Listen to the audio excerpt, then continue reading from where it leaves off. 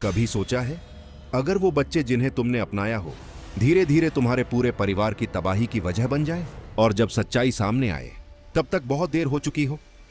तो शुरू करते हैं आज की मिस्टीरियस और सस्पेंस से भरी कहानी। और ऐसी ही डरावनी कहानियां देखने के लिए प्लीज सब्सक्राइब करें स्टोरी जंक्शन चैनल को। धन्यवाद। उसने मां के अंडे उठाने के बीच का मौका पकड़ा और चुपके से अपने छोटे भाई को स्विमिंग पूल के पास ले आई। फिर उसने भाई को बुलाया। दोनों ने बच्चे को पकड़कर ऊपर उठाया और बिना किसी दया के उसका सिर पानी में डुबो दिया। थोड़ी दूर बैठे पिता आराम से टीवी देख रहे थे। उन्हें जरा भी अंदाजा नहीं था कि वो जल्द ही अपना सब कुछ खोने वाले हैं। उसी वक्त घर लौटी मां ने सामने का वो डरावना नजारा देखा। उसने तुरंत दौड़कर बच्चे को छीन लिया। काफी देर सीपीआर और झटकों के बाद बच्चे ने आखिरकार फिर से सांस ली।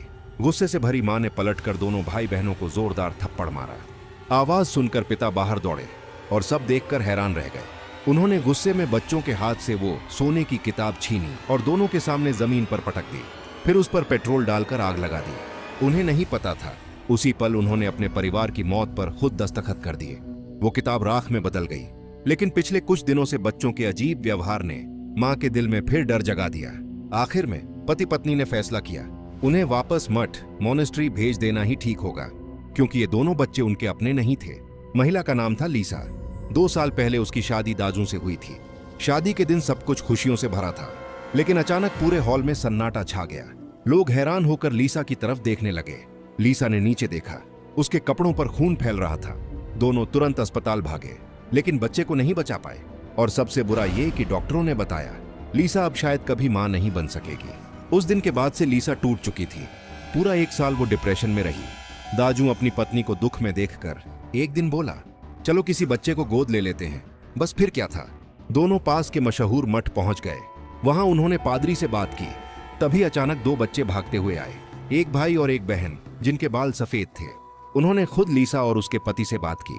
लीसा मुस्कुराकर जवाब देने ही वाली थी कि अचानक बाहर बिजली कड़की और तेज हवा चली। डरे हुए दोनों बच्चे दौड़कर लीसा की गोद में आ गए। रोते हुए बोले, मम्मी हम डर गए हैं। लीसा ने उन्हें धीरे से समझाया, पर उसका पति जल्दी में बोला, चलो लीसा, बाकी बच्चों को भी देख लेते हैं। दोनों बच्चे बोले, माँ प्लीज मत जाओ। लीसा ने उन्हें वादा किया कि वो थोड़ी देर में वापस आएगी। वो जाने लगी तो पीछे से एक बच्चा बोला, रुको, कोई हमें पसंद नहीं करता, प्लीज हमें छोड़कर मत जाओ। लीसा रुक गई। दाजू बोला, ये बड़े हैं, थोड़े अजीब भी लगते हैं। लीसा सॉफ्टली बोली, उन्हें प्यार चाहिए और हमें भी, हम एक परिवार बन सकते हैं। और बस एक इमोशनल पल में लीसा ने उन दोनों को अडॉप्ट कर लिया। पर घर पहुंचते ही अजीब बातें शुरू हो गईं। घर का पालतू कुत्ता लगातार बच्चों पर भौंकता रहा। जब तक वो बच्चे ओझल नहीं हुए तब जाकर चुप हुआ। लीसा और दाजू ने इस बात को नजरअंदाज किया। शाम को बच्चों ने पेरेंट्स के लिए गिफ्ट्स दिए। भाई ने दाजू को एक जादुई मुकुट दिया और बहन ने लीसा को एक नेकलेस, कहते हुए ये आपको बुराई से बचाएगा। लीसा को वो नेकलेस देखकर अजीब डर लगा, जैसे उसमें कोई काली ताकत छिपी हो, पर उसने कुछ नहीं कहा। शाम को सबने मिलकर डिनर प्रेयर की।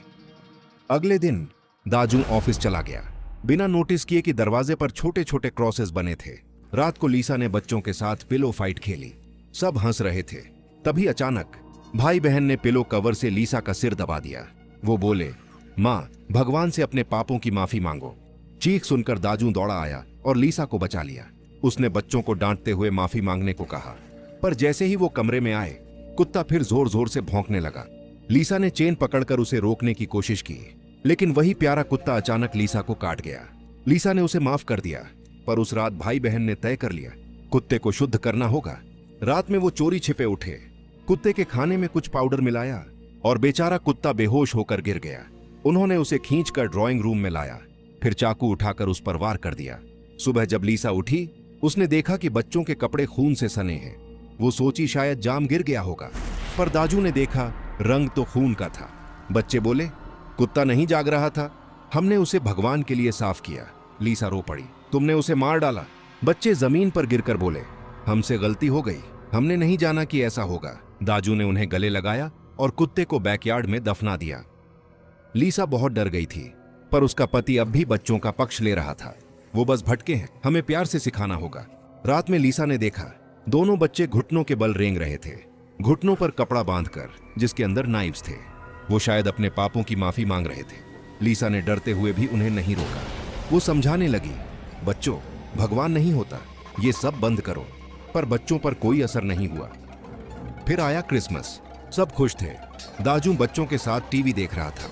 अचानक लीसा बेहोश हो गई। हॉस्पिटल जांच में पता चला वो प्रेग्नेंट थी। डॉक्टरों ने कहा ये एक चमत्कार है। पूरा परिवार खुश हुआ। बच्चों ने माँ के लिए डांस भी किया। पर शो खत्म होते ही बेटी ने पूछा, माँ क्या आप यीशु पर विश्वास करती हैं? लीसा कुछ बोल नहीं पाई। दोनों मुस्कुराए। हमने उन्हें बुलाया था, उन्होंने हमें सुना। लीसा के शरीर में सिहरन दौड़ गई, क्योंकि ये बातें 2-7 साल के बच्चों के मुंह से निकल रही थीं। अगले दिन फेस्टिवल में बच्चों पर एक लड़के ने चिढ़ाया, ए सफेद बाल वाले। उन्होंने इग्नोर किया, पर थोड़ी देर बाद वही लड़का खून में लथपथ गिर पड़ा। लीसा को शक हुआ कि यह बच्चों का काम है। वो मठ में गई, लेकिन पादरी ने कहा वो बच्चे बहुत अच्छे हैं, तुम एक खराब माँ हो जो अपने बच्चों पर शक करती हो। लीसा शर्मिंदा लौटी। रात को बच्चों के कमरे में छिप कर गई। वहां उसे वो सोने की किताब मिली। अंदर 2 तस्वीरें थीं, एक में कुत्ते को मारते बच्चे और दूसरी में वही लड़का खून से लथपथ। लीसा कांप गई। उसे समझ आया बच्चे उस किताब को सही नहीं बल्कि अपने कर्मों को सही ठहराने के लिए यूज कर रहे थे। उसने किताब और बाकी चीजें लॉक कर दी और कहा, जब तक तुम बड़े नहीं होते ये नहीं खोलना, वरना तुम्हें वापस भेज दूंगी। बच्चों ने डर कर हाँ कहा। पर उसी दिन से लीसा की हालत बिगड़ने लगी।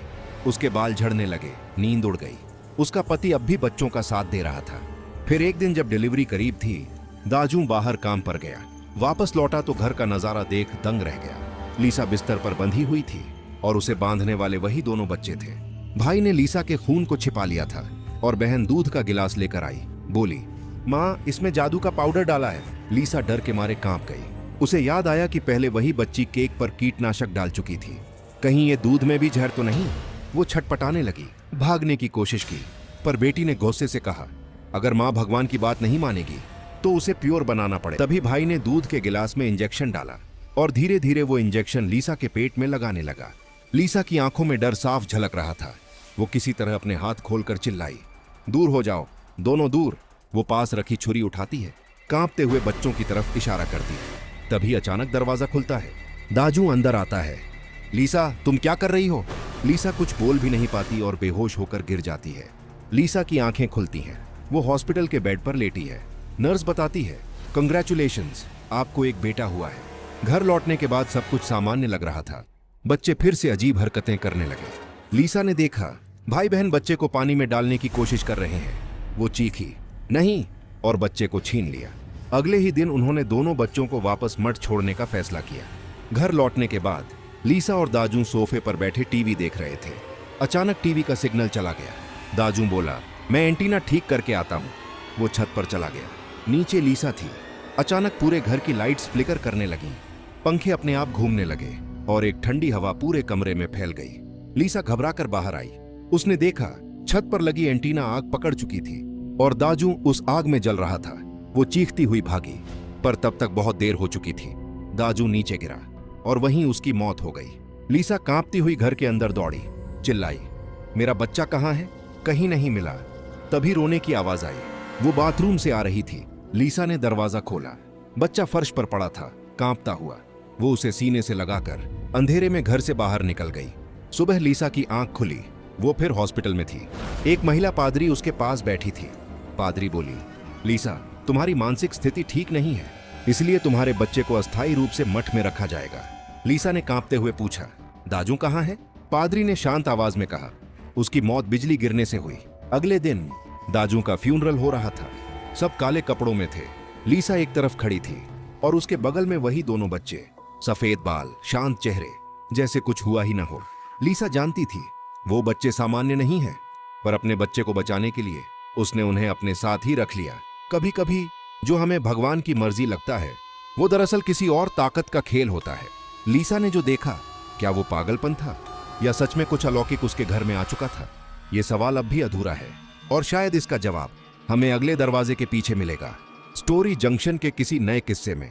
अगर आपको आज की ये रहस्यमयी कहानी पसंद आई हो तो अपने डर और सोच दोनों को थोड़ा जिंदा रखिए और स्टोरी जंक्शन को लाइक, शेयर और सब्सक्राइब करना मत भूलिएगा, क्योंकि अगली कहानी शायद आपकी रियल लाइफ से जुड़ी हो सकती है।